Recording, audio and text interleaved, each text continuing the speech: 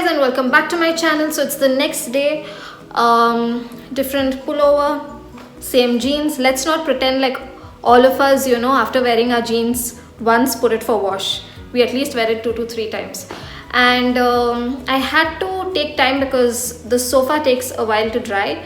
So in today's video you will see the sofa cleaning, curtain changing, and just few cleaning in the house. Now on my lips I'm wearing this purple lip crayon in the shade from Crushed to Smitten. Now I have 4 shades in this range, and these are in the pencil form and they're absolutely creamy.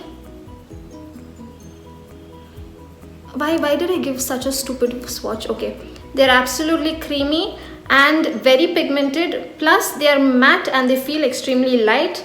So the next shade is From Sharing to Caring.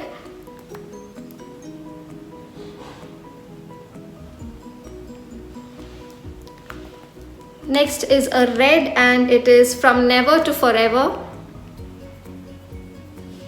This is a nice bright red. And the last one is a very nude shade called From Strangers to Friends. I love this shade. This has become my everyday nude shade. These are matte, yet they do not feel very drying, and they have a very creamy texture. And they have amazing smell, so I will leave the links in the description box. Now on my eyes I'm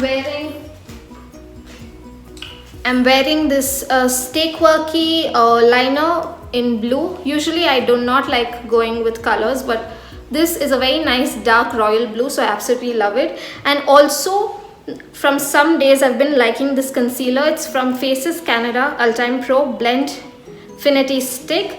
This is very creamy and they blend really well. They give you low to medium coverage.